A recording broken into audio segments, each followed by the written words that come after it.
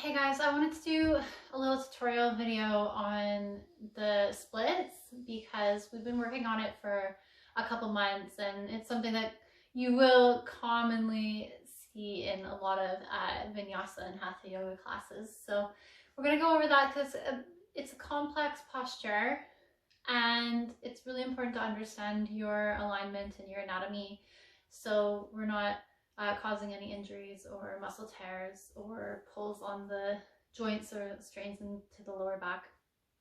So if you have blocks, you can use them. I'm a bad yoga teacher. I don't even have two matching blocks, but I found two. They're very, very old. I think I got these when I first started yoga in Canada, and somehow they ended up over here in the UK. So Ardha Hanumanasana is the half splits. And when you are in it, so say we've stepped forward from our downward facing dog, I usually come into it from a lunge and then slide the hips back. So just watch my foot as we do that. So foot down and then slow it down, the range of as the movement is hips go back as the toes come up. Okay, now there's several ways to do this posture, and that really depends on how you feel when you're practicing, because it's quite deep in the hips, the hamstrings, the hip flexors, and emotionally it can be quite intense as well, because most people tend to be quite tight around those areas. So when we start to open up that part of the body, it can feel very, very intense as an experience. So option one, if you cannot touch the floor when you're in a lunge, to send your hips back, then you can use your blocks here. So maybe it would be best to have two even sized blocks, a bad example, and then go back. So you don't have to be reaching down to the floor. You have your blocks to put your hands against, push and draw up some of your body weight. So you're not just depressing all your weight down and being heavy in the joint. This is important to remember, and that we're not just putting all of our weight in the downward motion and hoping that that hamstring is going to stretch open. It's just too intense, and it could really cause injury to your hamstrings or back of your knee or your sit bone. If you ever feel pain in the back of the knee or these like hard bits on the side of the knee, or your sitting bone right underneath the sitting bone where it inserts into your muscle, if there's pulling there, or up into your lower back, then come out of the posture, whatever you're doing. So option one, you slide back. Now a good starting point is having your hips above your back knee-ish, so with or without blocks. You should use blocks if you're rounding to catch the floor. You want to extend and have a straight spine.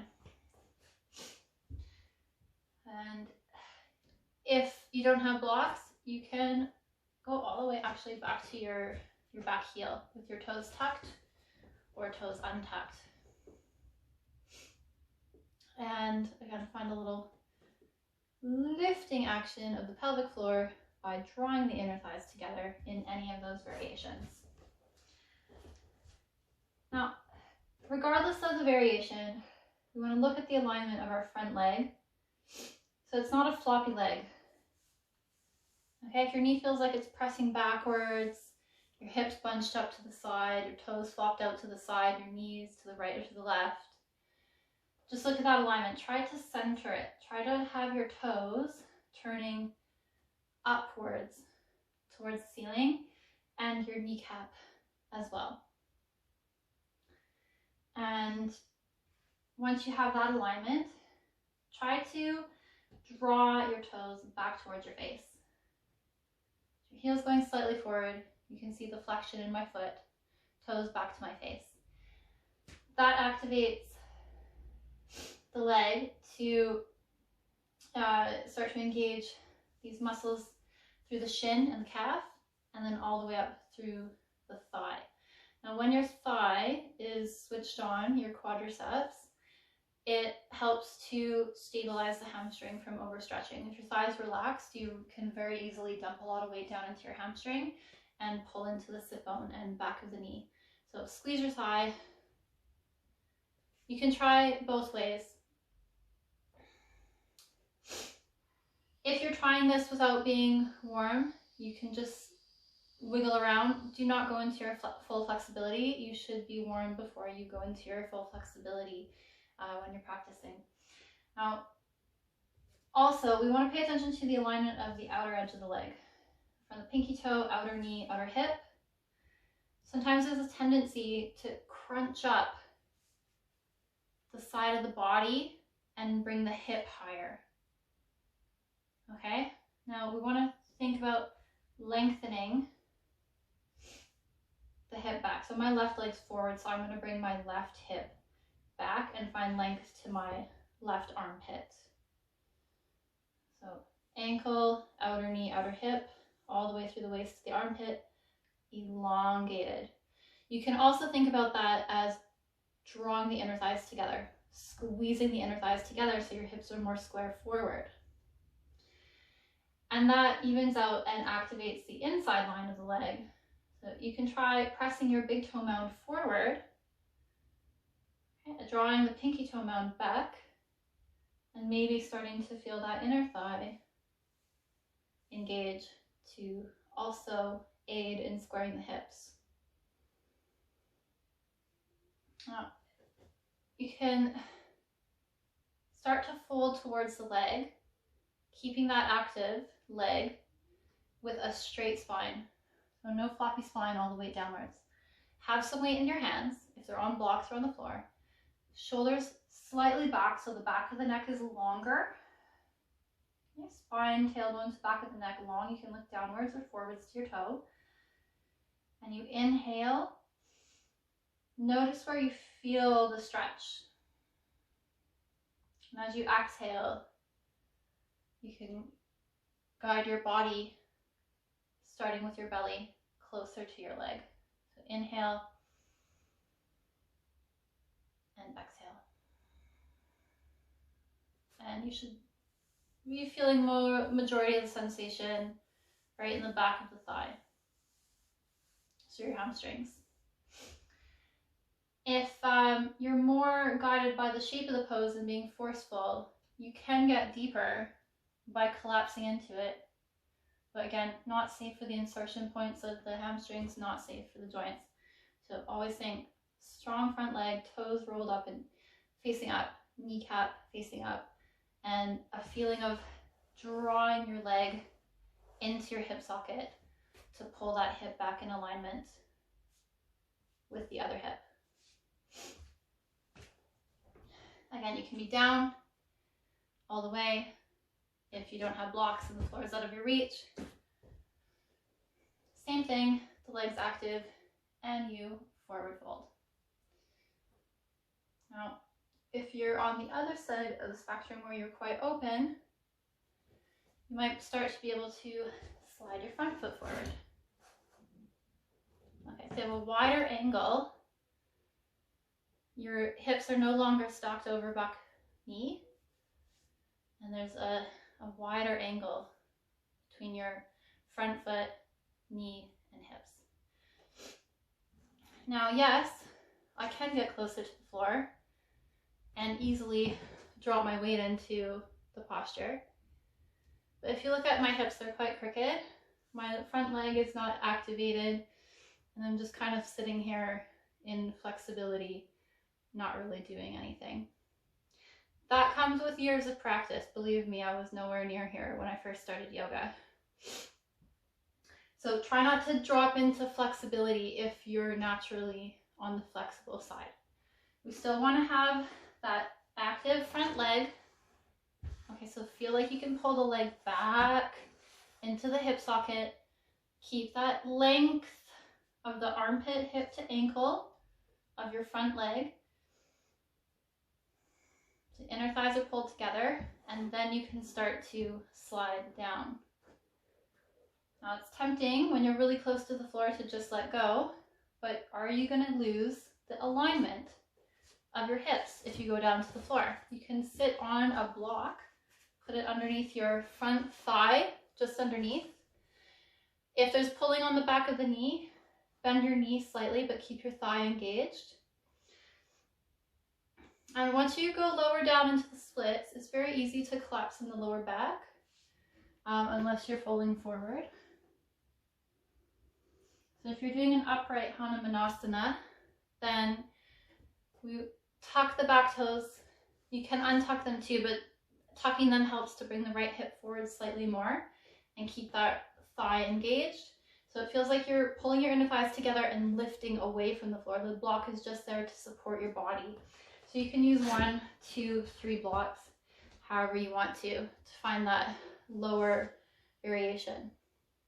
So my knee can be bent if needed, eventually maybe straight. You can start to have your thumbs at your lower back if you're okay not to touch the floor and you're grounded onto blocks. Find those bones in the center of your lower back. Okay, feel them right there. And then try to draw the right hip forward and that left hip back. So imagine sucking the inner thighs together and then lifting up the waistline, lifting up your rib cage. No flaring out the ribs. Your chest can be open, elbows back, chest open. I like to practice with the back of my neck long to feel my traps engaged and open through the front of the chest rather than just dropping your head back. Both of my glutes are engaged here. My glutes are right in my hands, the bum muscles drawing together. Okay, if you feel your lower back compressed, again, that's why we want to suck up our weight away from the floor, lift and lengthen our waistline.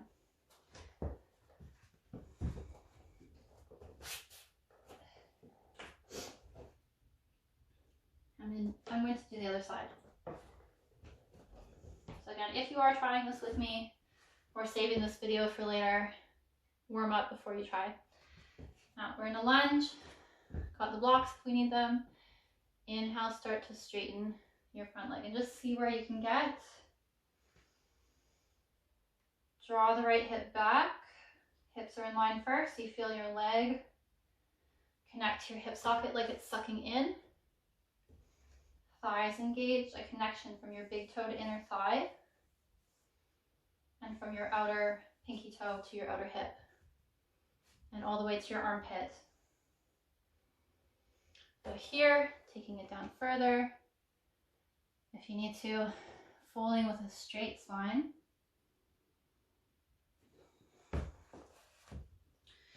Or seeing where you can get to in a wider splits without dropping and collapsing into your legs.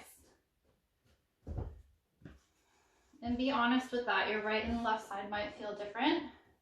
So see how your front leg feels, activate it, square your hips, and then draw up pelvic floor, core. So my legs are both engaged and stretching at the same time. Breathing. Calm, deep breaths. Again, if you arch your back too much, your pelvis might be in too much of an anterior tilt going back, and you might not feel the hip flexor if you're in the full variation. So you want to bring the tailbone slightly downwards, lift up, and then you could accentuate that feeling of opening through the hip flexor in the front. Front leg is still active.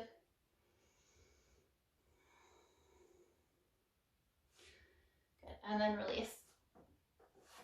So if you're in the half variation, you kind of miss that hip flexor stretch, but the hamstring stretch is accentuated. Just a progression. Remember, you never have to strive to get into the full splits. It is quite a deep posture, and it will take lots of patience, lots of practice, lots of breathing, lots of consistency in your practice, and maybe a few years. I think it took me about 5 years to get all the way down to the ground comfortably. So take it easy. Let me know if that's helpful. Comments, DM, and any questions regarding any of this, let me know. Okay, thanks guys.